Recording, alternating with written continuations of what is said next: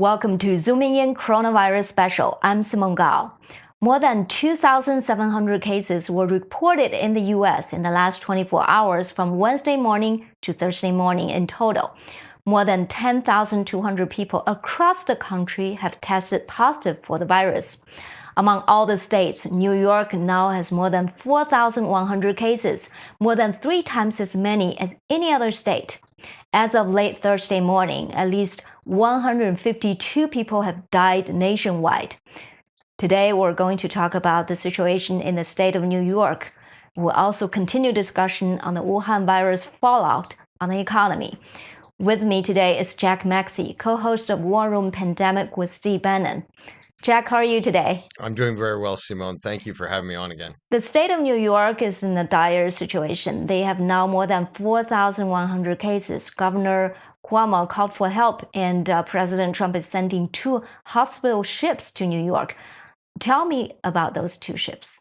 Well, there are 2 ships. One is on the West Coast and one is on the East Coast. The East Coast is the USNS Comfort, based out of Norfolk, Virginia, and there's a Mercy based out of San Diego. Most of the medical teams on these ships come from Norfolk Naval Hospital for the Comfort, and then I would imagine San Diego Naval Hospital for the Mercy.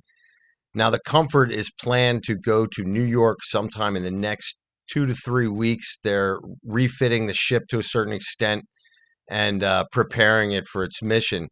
Now, my understanding is that they have not made a decision as to where they're going to send the Mercy, San Francisco, Seattle. I think that they're keeping it ready for any purpose.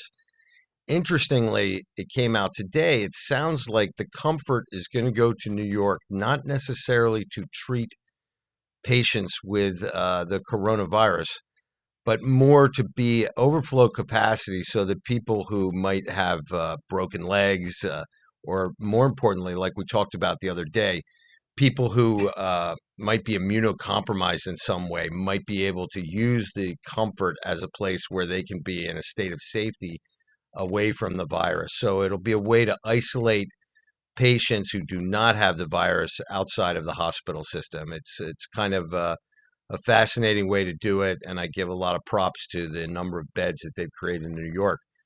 With the Comfort, I think they will have close to 10,000 beds available because of the things that de Blasio has done to prepare, and the end of elective surgeries, and also some alternative care sites that they've set up. So I think they're doing a good job, but it's going to be a tough road. So does that mean majority of the New York hospitals are going to be used for treating coronaviruses? Well, I think what we've seen in other places, like in Italy, for example, the whole focus of the hospitals end up becoming sort of the coronavirus just because it overwhelms you.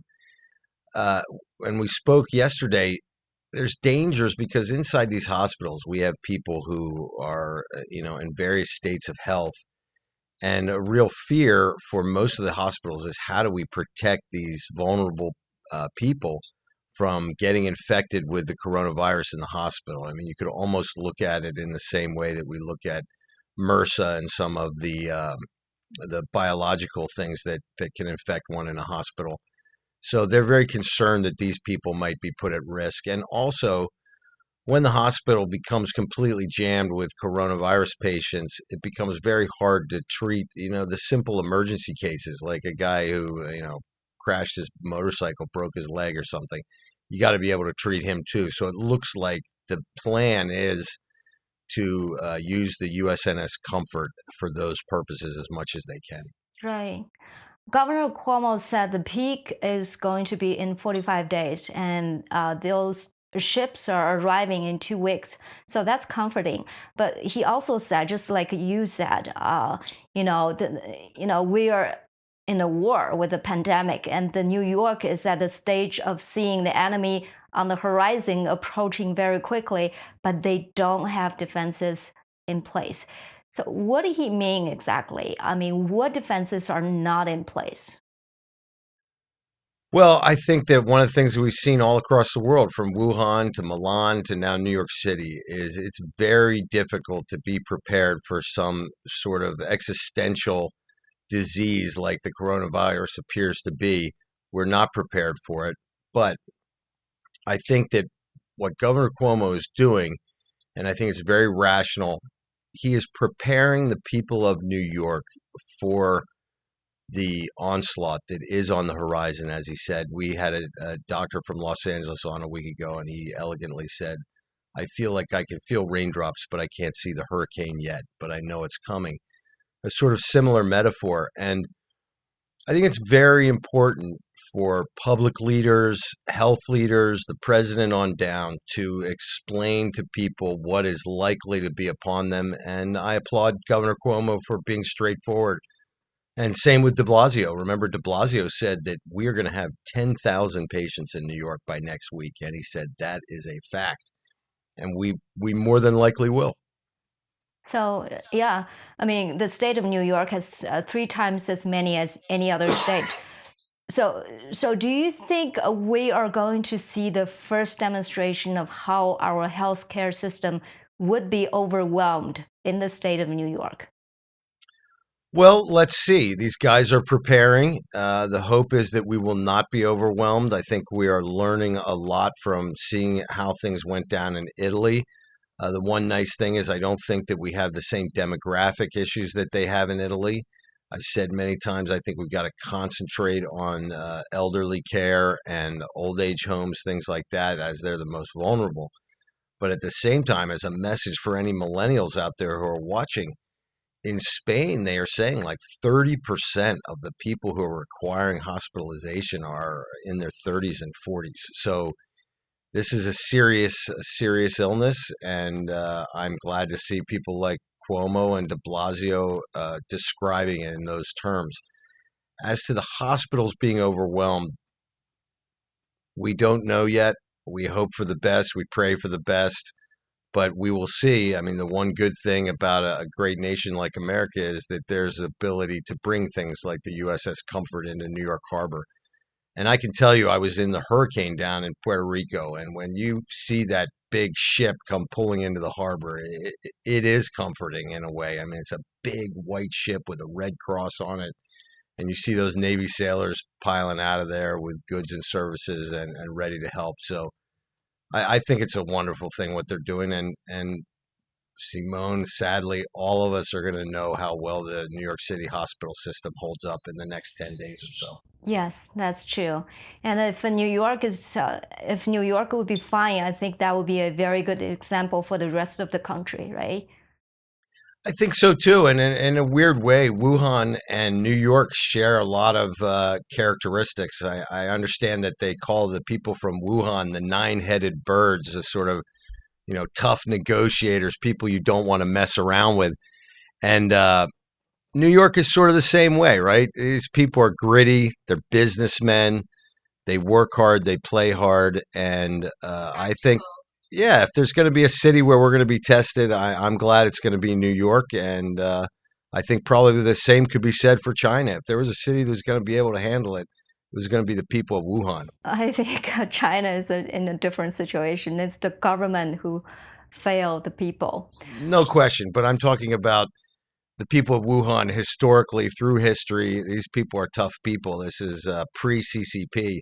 I mean, I believe didn't Sun Yat-sen go to Wuhan to start the whole movement whole revolution of right? New China. Well, maybe it'll start there again. Who knows?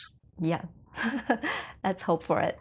So let's talk about the impact on the economy. Governor Cuomo had ordered mandatory closing of businesses, restaurants, bars, theaters, and things. And he said we have passed the point of monetizing these decisions. We know what happened in China was after a month and a half or even 2 months of covering up, when they had to face the reality, the first thing they had to do was locking down everything. And the Chinese economy took a huge hit. Now Xi Jinping is forcing everybody to go back to work, I think prematurely. But by doing so, I think he's risking a second round of outbreak. But that just tells you how desperate the Chinese economy is. Do you think the same thing will happen in the US? I think that it already is happening. I mean, you have to remember much of the U.S. economy is linked to China's economy. So we even before you heard that Ford and General Motors and all these guys are shutting down their plants for several weeks. 3 weeks ago, we heard that even without the virus, because of supply chain issues, they were likely going to be having to close towards the end of March anyway. So in this global system we have, you're either producing for a foreign market or you're buying from a foreign market. And as we watch these various nation states go into states of lockdown and collapse, it's going to be a real strain on the whole global economy. The one good thing I would say about New York City, particularly, is that it is largely a service economy. So if there are any people who can actually accomplish some work from home, from their computers, etc., it is probably the people of New York. There are no major manufacturing entities in the city, so they may be kind of better off than other cities in a way, but it's going to be something that will affect the whole country. And also, Cuomo today said that he wants 75% of all workers not to go to work. He said that we don't want to have more than 25% of our labor force out in the world on any given day. And he wants to concentrate on services that affect the city and the state. Do you think that's a right move? Well, Simone, as we've seen, as this thing progresses, the history will tell us what the right moves are. But I think that as somebody who clearly cares about his state and cares about his people, I think that he is doing what the best advice of the doctors he has are telling him to do. So I think it is a good decision. And I think that the most important thing is for planet Earth is to defeat this virus, and the rest of it will fall back into place. Yeah, I think I agree with him. We have passed the point of monetizing these decisions. Economy is not in a priority right now, right? Right. And actually, I've mentioned this guy, I hope not on your show, but I've mentioned him before, the health minister of Germany. I had a lot of respect for him 2 weeks ago, I think he said, in front of the parliament. This was when Angela Merkel went and gave her speech saying that 60-70% of the population are likely to get it. We've got to flatten the curve, etc. And this guy came out before the German parliament and he said, listen, I'm here to tell you right now, I have zero concern about the economic outcome of this. My sole function is to save lives, and that is the advice that I'm going to give to this government on how best to do that. And I think that the whole world is starting to realize that that is the key. At the start of this, I think a lot of people were thinking, well, how can we do both? We talked a lot about how England was trying to ride the rail and keep the economy going, but at the same time, halt the spread of the disease. And now you've seen in England, apparently they're going to shut all the schools. They are closing down hard. So listen, this is a war, right? And the battlefield is a place that the combatants have to adapt to every day. And I think that this is what we're trying to do. We can go back to China too. We really still don't have an understanding of how they did it or what they did. And we're hearing today that, for example, we've watched the Chinese cases be stuck at 80,000. Now the global cases have far surpassed China. Italy now has more dead as of today than all of China. None of this makes sense if we, consider that all human beings are the same, right? Well, And there's they announced within the last 24 hours there's no new confirmed cases in China. That's their official number.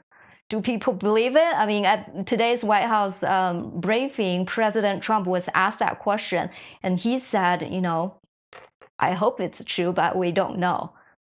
Well, I think I think he's being delicate, right? He's trying to be a statesman, but I don't think anyone else on planet Earth believes it. And I don't even think that the Chinese believe it, who are watching what's going on around them. For example, you have Hong Kong just had a big spike in the last 2 days of new cases. Now, they're saying these are people who largely came from outside of the city, about 2/3 of them. And the same with Singapore. And China does have new cases, but of course, they are all from, evil foreign entities who brought the disease back to China. But this goes back to what you said the other day. Clearly, China is putting itself at risk for a second wave. And we know we can extrapolate this from what they are saying themselves about their fear of foreigners coming in and reinfecting. Well, what about the fear of some guy who has been sitting in his home village and shows back up in Shanghai carrying an asymptomatic version of the virus? There's no difference. Yeah, I mean, I don't think anybody really trusts Chinese narratives right now. Another interesting thing happened at today's White House briefing is that one reporter asked President Trump whether this would push the supply chain out of China even more. And he said he did not want to comment on it. I was wondering why he did not want to comment on it. Is it because his mind is not on it, or is it, I mean, what's your read on it? I think his mind is on it, but again, also, I think he realizes that it would be best to change the supply chains in an orderly fashion. I've been a bit annoyed by some of these late to the party critics of the Communist Party of China, particularly in our own government, who are now deciding that they want full out, no more trade with China, this kind of nonsense. It's not the problem that we have trade with China, it's that we have unequal trade, and they have used their toolkit of alternative methods of, shall we say, victory. And one of them has been to quietly take over the world's global medical supply. And we're seeing it right now. I mean, at any point, they could cut off the world to medical supplies. And that would have a huge impact, even without the virus. So there are many things at work right now. For example, China changed all of their scientific standards. There's going to be a CCP engineering and chemical and structural standard for the future, not the ones that have organically grown up through the Western democracies over 100 years. It's going to be now a Chinese standard. And for example, right now, we have zero FDA inspectors inside China. So even if they were going to start ramping up and sending us remdesivir or chloroquine or ventilators, we don't have anybody to inspect them to make sure that they've been created to the specs that are required by our medical system. So it's a real dilemma right now. I don't see China saving us in the near term. I think we got to save ourselves. And that reality, as much as anything, is going to be what's going to change the relationship between China, the U.S., the West, and even countries seemingly as friendly as Pakistan. I mean, they're going to be real issues going forward. I think at the end of this pandemic, the world would be a different place. What do you think would be the biggest change? Well, I think you're going to see downstream effects throughout the world. For example, let's think about everybody working from home for a couple months. The company that survives that, let's say you're Goldman Sachs and you've got a tower in Midtown Manhattan and you're paying $200 a square foot for 30 floors in that tower. And you realize that, wow, the company was kept going for 6 months with nobody using those offices. You might think twice before you go and re-sign a lease on that. I think that you're going to see that this whole notion of nationalism is going to come more into focus. This idea of take care of people from Paraguay first or Peru first is going to come into focus. And we're seeing this particularly in Latin America. All these countries are locking down. They're not letting anybody in or out. You're seeing it in Europe. I mean, imagine the EU, this great open borders, new society, new world order nonsense. And yet when push comes to shove, guess what? The Italians are circling the wagons. The Germans are circling the wagons. The Austrians the same, because everybody realizes, no one's going to come and save you. You've got to save yourself. That's right. Thank you, Jack. And that's it for today's coronavirus special. Thank you very much, Simone. Thank you. You are watching Zooming In with Simone Gao. Please also subscribe and listen to our podcast, available now on Spotify, iTunes, and Google. Be sure to come back tomorrow. Goodbye.